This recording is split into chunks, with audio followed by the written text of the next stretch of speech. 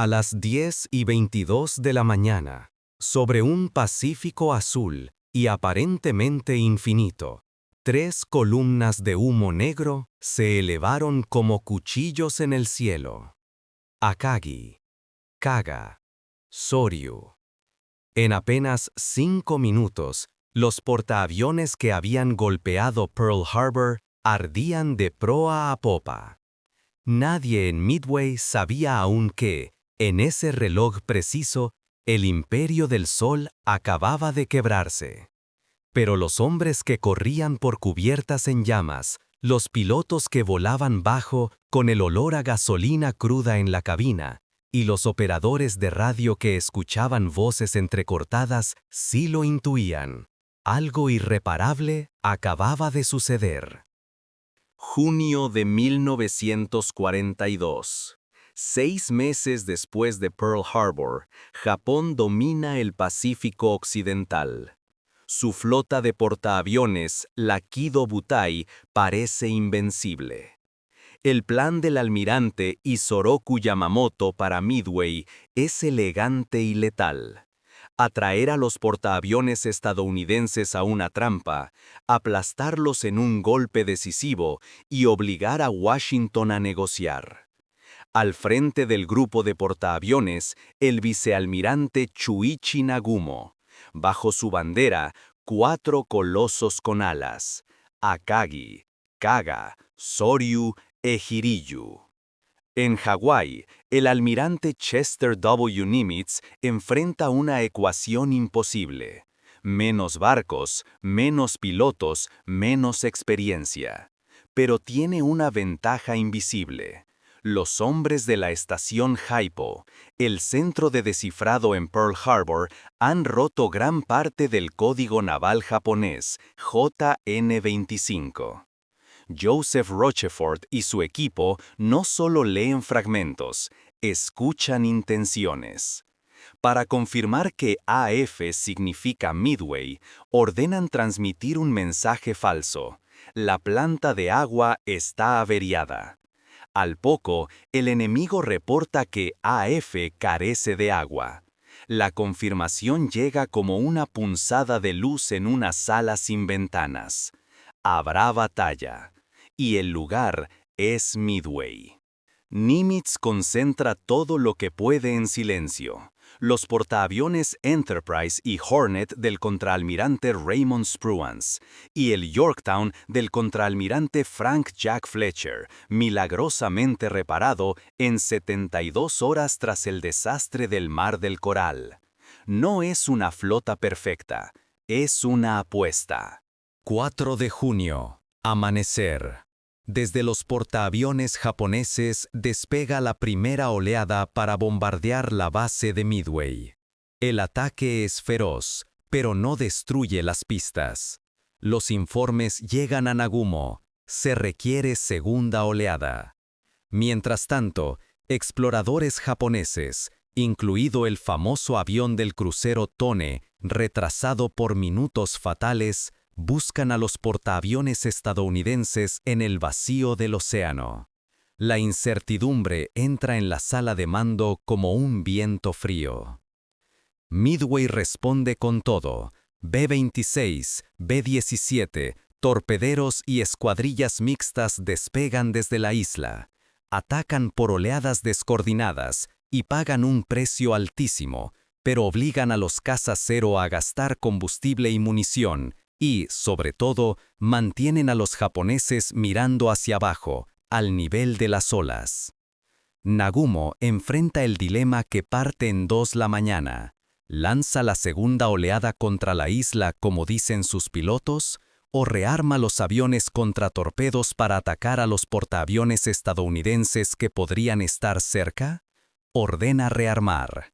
Luego llegan reportes: portaaviones enemigos avistados.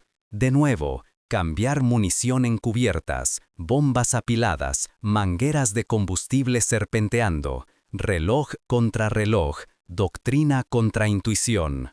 Lejos, en el océano, los estadounidenses buscan a tientas. Hornet lanza su grupo aéreo, Enterprise el suyo, Yorktown también. La coordinación es imperfecta. Algunas formaciones se separan, otras se pierden, otras se quedan sin combustible. Pero hay una cualidad obstinada en estos despegues. Van.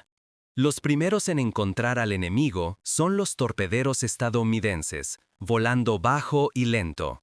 VT-8 del Hornet, VT-6 del Enterprise, VT-3 del Yorktown. Se lanzan sin escolta contra un muro de ceros expertos. Casi todos caen. Muchos mueren antes de llegar a distancia de lanzamiento. Uno, George Gay, de VT-8, sobrevive en el agua, escondido tras un asiento y un cojín, para contemplar la batalla como testigo involuntario. El sacrificio parece inútil. No lo es. Los ceros, arrastrados hacia el mar para exterminar a los torpederos, dejan libre el cielo alto, y en lo alto ya vienen otros. El comandante Wade McCluskey del Enterprise ha tomado una decisión arriesgada. Sin contacto con el enemigo y con combustible menguante, deduce la ruta japonesa siguiendo un rastro mínimo, un destructor que corre a toda máquina. Lo sigue. Al final, el horizonte se abre y aparecen las cubiertas de vuelo japonesas, llenas de aviones, bombas, combustible, un polvorín al aire libre. 10:22. Los Dauntless se pliegan en picado. Los artilleros japoneses disparan hasta calentar los cañones. Las bombas estadounidenses, sencillas y brutales, encuentran su camino. Kaga es atravesado. Akagi, el buque insignia, recibe un golpe certero cerca de su zona de mando, en medio de combustible derramado y armamento listo para su uso. Soryu también se incendia. Los tres se convierten en antorchas. El mar a su alrededor brilla con manchas iridiscentes de gasolina. Hiryu queda solo, pero no se rinde. Su comandante lanza 2 contraataques precisos. Yorktown, viejo y remendado, absorbe el castigo. Pierde máquinas, recupera potencia, vuelve a ser blanco. Resiste lo bastante para que los grupos de Enterprise regresen. Al atardecer, Hiryu también arde. Al día siguiente, los 4 colosos se hunden uno tras otro, escoltados por destructores que rematan lo inevitable con torpedos de misericordia. La cima del drama no está solo en esos 5 minutos célebres, sino en las elecciones humanas que los hicieron posibles. Un criptógrafo que insiste en una hipótesis impopular. Un almirante que confía en sus descifradores y adelanta sus portaaviones a una batalla que no debería ganar. Un jefe de grupo que con combustible al límite se fía del rastro de un destructor. Unos torpederos que vuelan hacia la muerte sabiendo, porque lo saben, que su probabilidad de regresar es mínima. Y al otro lado, marineros japoneses entrenados con rigor, que, atrapados por la propia eficiencia de su procedimiento, convierten sus cubiertas en trampas mortales sin pretenderlo. En cubierta, la guerra huele a cordita, queroseno y pintura quemada. Un piloto con los guantes pegados por el calor consigue saltar a un mar que chisporrotea de combustible.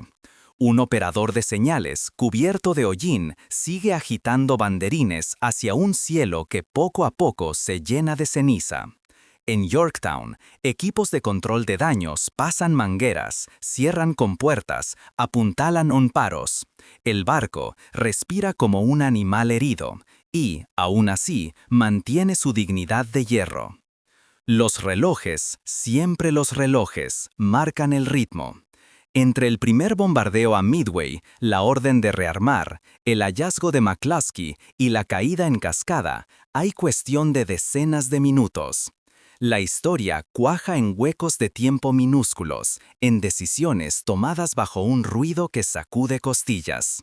Midway no destruye la Armada Imperial, le arranca su núcleo, 4 portaaviones, aviaciones embarcadas veteranas, tripulaciones de cubierta expertas, mecánicos, jefes de escuadrilla.